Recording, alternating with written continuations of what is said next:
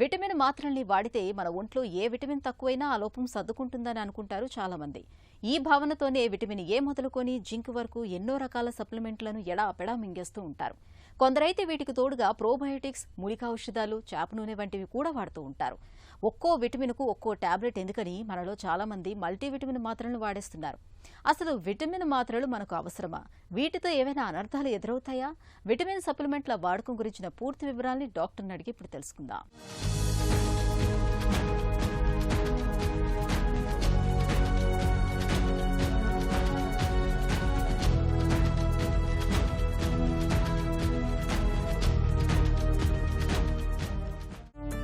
Vitamin సప్లిమెంట్లు తీసుకోవటం అవసరమా? Most of the supplements, పర్టికులర్గా విటమిన్స్ గురించి మాట్లాడుతున్నప్పుడు ఈ మధ్యకాలంలో లైమ్ లైట్లోకి వచ్చిన vitamins vitamin D and B12 చాలా ఇంపార్టెంట్ రోల్. ప్రెగ్నెంట్ ఉమెన్లో కూడా వీటికి చాలా ఇంపార్టెంట్ రోల్గా రీసెంట్ రీసెర్చెస్లో కనిపించింది. అయితే ప్రతి ఒక్కరూ వేసుకోవాలన్నా, రొటీన్గా వేసుకోవాలన్నా అనేది క్వశ్చన్ ఇక్కడ. మోస్ట్ ఆఫ్ ద సప్లిమెంట్స్ మనకి ఫుడ్ ద్వారా వస్తాయి. So healthy balanced diet, regular timings maintain చేస్తూ తీసుకుంటే డెఫినెట్గా మనకి సప్లిమెంట్స్ అనేది అవసరం లేదు. బట్ ఈ సప్లిమెంటేషన్ ఎలా తెలుస్తుంది? దాన్ని అనలిటికల్గా చూస్తే మనము బ్లడ్ పరీక్షల ద్వారా దీన్ని నిర్ధారించి, ఫర్ ఎగ్జాంపుల్ ప్రెగ్నెంట్ ఉమెన్ ఉన్నారు, వీళ్ళల్లో కామన్గా రక్తహీనత అనేది చాలా ఎస్టాబ్లిష్డ్ ఫ్యాక్ట్. ఇది ఒక సప్లిమెంట్.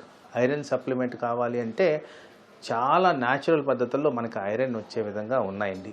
బెల్లము, నువ్వులు, ఆకుకూరలు, బీట్రూటు, క్యారెట్, ఇలా చెప్పుకుంటూ పోతే పెద్ద లిస్ట్ ఉంది ఐరన్ వచ్చే విధానాలు న్యాచురల్ పద్ధతుల్లో. సో వీళ్ళందరూ బ్యాలెన్స్డ్గా తిన్నప్పుడు ఈ రిక్వైర్మెంట్ అనేది మినిమైజ్ అయిపోతుంది. సో రొటీన్గా అందరికీ విటమిన్స్ వేసుకోవాలంటే ఆన్సర్ ఈస్ నో.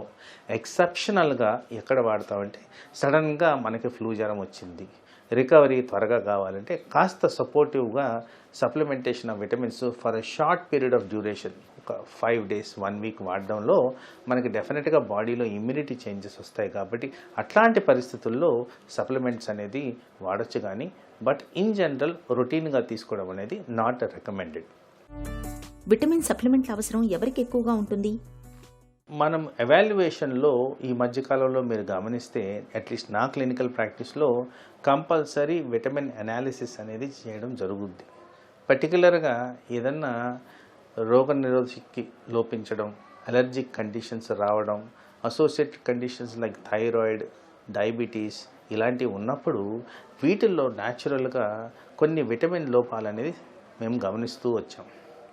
సో ఇక్కడ మోస్ట్ ఆఫ్ ద డిసీజెస్కి ఈ వైటమిన్ B12కి, వైటమిన్ డికి కనెక్టెడ్గా ఉన్నట్టు రీసెర్చ్ పరంగా రుజువులు ఉన్నాయి ఇప్పుడు. సో వీటిని అనలిటికల్గా అంటే ఆ రేంజెస్లో ఉన్నాయా లేవా అనేది చూసుకోవడం ఇంపార్టెంట్. ఎందుకంటే అధికంగా విటమిన్స్ ఇచ్చినా కానీ టాక్సిటీ వచ్చి బాడీ మీద తీవ్రమైన స్ట్రెస్ తీసుకొచ్చేదానికి ఆస్కారం ఉంది. కాబట్టి కంపల్సరీ అనలిటికల్గా వీటిని గమనించి ఎక్కడైతే అవసరమో అక్కడ వీటిని సబ్స్టిట్యూట్ చేయడం అనేది ఇంపార్టెంట్. డాక్టర్ సలహా లేకుండా సొంతంగా విటమిన్ సప్లిమెంట్లను వాడొచ్చా?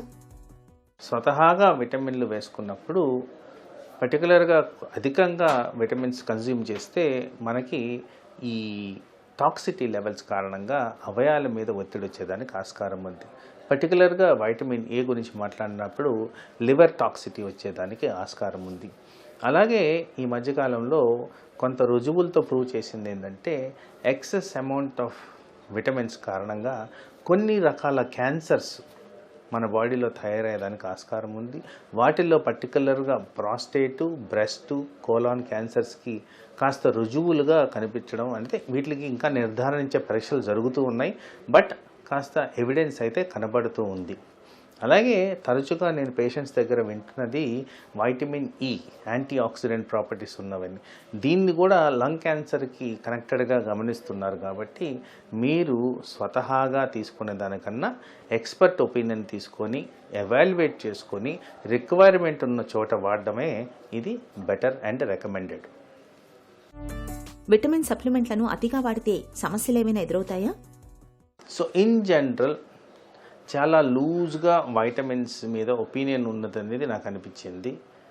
ఓవర్ ద కౌంటర్ విటమిన్స్ తీసుకునే దానికన్నా అది కూడా లాంగ్ టర్మ్గా అనవసరమైన అనర్థాలకి దారితీసే విధంగా ప్రాబ్లమ్స్ వస్తున్నాయి కాబట్టి, పర్టికులర్గా సీరియస్ కాంప్లికేషన్స్ లైక్ క్యాన్సర్స్ లాంటివి ఎఫెక్టివ్గా కనిపిస్తున్నాయి కాబట్టి విటమిన్ అనాలిసిస్, దాని లోపాలు, ఎక్కడైతే అవసరమో అక్కడ supplementation, adequate amount of supplementation, మళ్ళీ టాక్సిటీ లెవెల్స్కి వెళ్లకుండా చూసుకోవడం, ఇలాంటివన్నీ ప్రాపర్గా గమనించుకొని నా ఉద్దేశంలో ఎక్స్పర్ట్ ఒపీనియన్ అండ్ గైడెన్స్ ద్వారా విత్ ప్రాపర్ ఎవాల్యుయేషన్ చేస్తే ఇది కరెక్ట్ అమౌంట్ ఆఫ్ సప్లిమెంటేషన్ కింద మనం కన్సిడర్ చేయాలి. అదేవిధంగా ఓవర్ ద కౌంటర్ విటమిన్స్ ఏదంటే అది వేసుకొని అనర్థాలు తెచ్చుకోకుండా మీరు మిమ్మల్ని కాపాడుకోండి. విటమిన్ సప్లిమెంట్లతో మేలు జరుగుతుందని వాటిని ఆహార పదార్థాలకు ప్రత్యామ్నాయంగా తీసుకోవటం మంచిది కాదు. ఒంట్లో పోషకాల కొరత తీవ్రంగా ఉండి ఆహారం ద్వారా పోషక లోపాల్ని అధిగమించలేనప్పుడు మాత్రమే సప్లిమెంట్లను వాడుకోవాలి. అది కూడా డాక్టర్ సలహా మేరకు మాత్రమే వాడుకోవాలి.